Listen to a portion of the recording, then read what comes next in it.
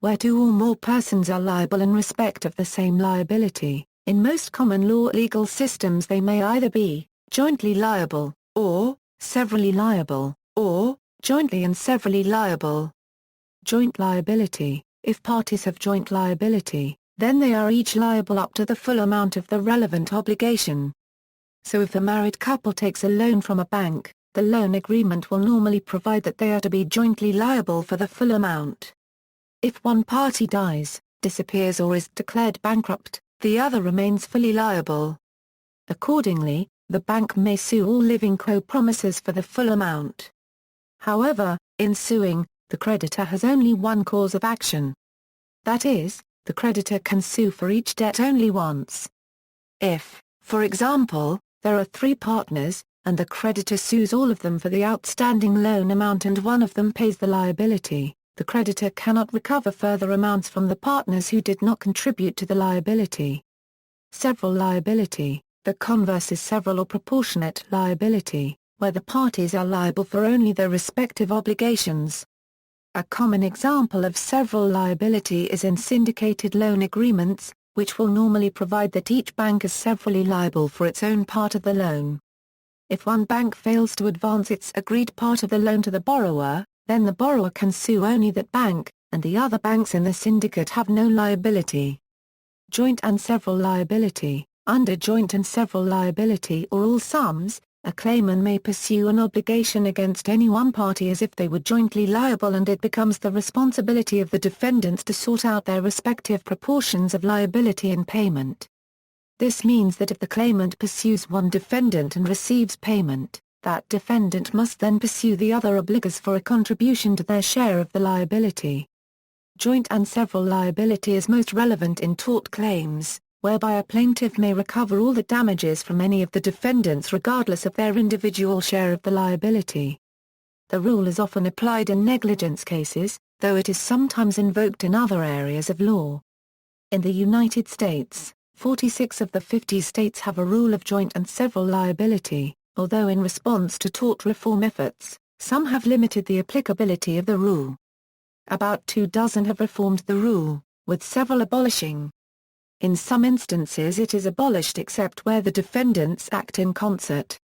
Examples: if Anne is struck by a car driven by Bob, who was served alcohol in Charlotte's bar, then both Bob and Charlotte may be held jointly liable for Anne's injuries. The jury determines Anne should be awarded $10 million and that Bob was 90% at fault and Charlotte 10% at fault. Under proportionate liability, Bob would have to pay $9 million and Charlotte would have to pay $1 million.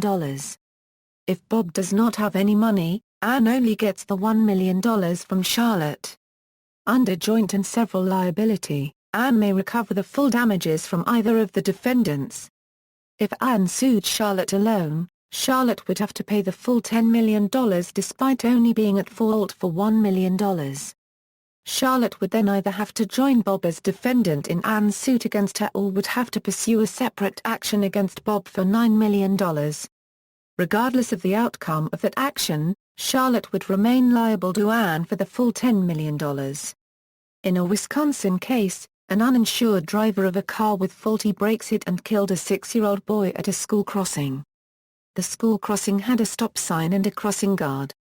The plaintiff lawyer argued that the accident might have been avoided if the crossing guard, instead of signaling the car to stop, had attempted to get the child out of the car's path. The city was found to be 1% at fault. Under proportionate liability, the city would only have been liable for their 1% of the damages. However, because the driver was uninsured, the city had to pay 100% of the damages. In a Florida case, involving an injury on the Grand Prix bumper car ride at Walt Disney World, the jury found the plaintiff 14% responsible for her own injury, her then fiancé to be 85% responsible and the Disney Corporation to be only 1% liable for the injury. The court ordered Disney to pay 86% of the damages, its percentage plus the husband's percentage, because the husband was unable to pay his portion. Arguments found against joint and several liability. Joint and several liability is premised on the theory that the defendants are in the best position to apportion damages amongst themselves. Once liability has been established and damages awarded, the defendants are free to litigate amongst themselves to better divide liability. The plaintiff no longer needs to be involved in the litigation and can avoid the cost of continuing litigation. As Dean Prosser observed, here again is the typical case that two vehicles which collide and injure a third person. The duties which are owed to the plaintiff by the defendants are separate, and may not be identical in character or scope, but the entire liability rests upon the fact that each has contributed to the single result, and that no reasonable division can be made. Defenders of the principle of joint and several liability further argue that it protects victims from being undercompensated if one of the defendants cannot pay his or her share of proportionate liability. A tortfeasor, even if only 1% at fault, is the better party to shoulder the burden if the primarily responsible party is unable to compensate the victim fully. Opponents of the principle of joint and several liability note that its use has led to cases in which a party with a very minor part of the responsibility unfairly shoulders the burden of damages.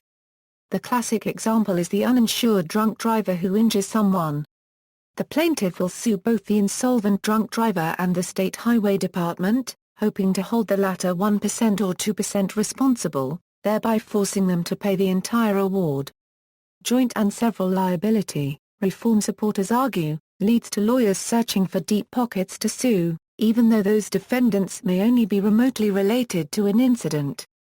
Richard Way, Assistant Chief Counsel at the California Department of Transportation, said, "I can tell you that in many settlement conferences or mediations I am confronted with plaintiffs' lawyers' statements that, I only need to establish that the state is 1% at fault and I can recover all of my economic damages." Where a financially wealthy party can be joined as a defendant, a plaintiff has a greater chance of recovering damages than when the defendants have very limited economic resources or are financially insolvent, or judgment-proof. Variations, as noted above, some jurisdictions have imposed limits on joint and several liability. For example, in Ohio after April 2003, only defendants who are responsible for more than 50% of the tortious conduct can be held jointly and severally liable for economic losses. A defendant who is responsible but whose tortious conduct was less than 50% is only responsible for his/her share of the plaintiff's economic loss. Non-economic losses can only be assigned proportionately. California allows joint and several liability but only for economic damages. Hawaii allows joint and several liability for all economic losses but only for non-economic losses when the underlying tort is intentional, related to environmental pollution or selected other classes. Microfinance, in trying to achieve its aim of alleviating poverty, microfinance often lends to group of poor, where each member of the group is jointly liable to each other. This means that each member is responsible for ensuring that all the other members of the group repay too. If one member fails to repay, the members of the group are also held in default. Joint liability solves the information and enforcement problems associated with credit markets by encouraged screening, monitoring, costly state verification and contract enforcement. See also, Tort Reform, Walt Disney World v. Wood, 489 So 2d 61. Walt Disney CA No. 15452. References, The Rule of Joint and Several Liability. Heartland Institute. Walt Disney World v. Wood, 515 So 2d 198, Joint Torts and Several Liability Euro, 25 calories L Rev. 413. Email from Richard Way, Assistant Chief Counsel for Tort Law, Department of Transportation. RC 2307.11, A, 1, and RC 2307.22, Cal Civ. Codan. A Section 1431.2, http, www.hawaii.gov13CH0601-0676HRS0663-0010009 HTM, Armendaris Diagon, Jonathan Moore Dutch. The Economics of Microfinance. The MIT Press. ISBN A0-262-51201-7 Metrish Attack, Timothy Gurnane. The Economics of Lending with Joint Liability, Theory and Practice. Journal of Development Economics 60 ppA 195 Euro 228. ISBN A0-262-51201-7 Ashokri, Thomas Jostrom. Is Grameen lending efficient? Repayment incentives and insurance in village economies. Review of Economic Studies 71 ppA 217 Euro 234 External links, Joint and Several Liability, 50 U.S. States, 1.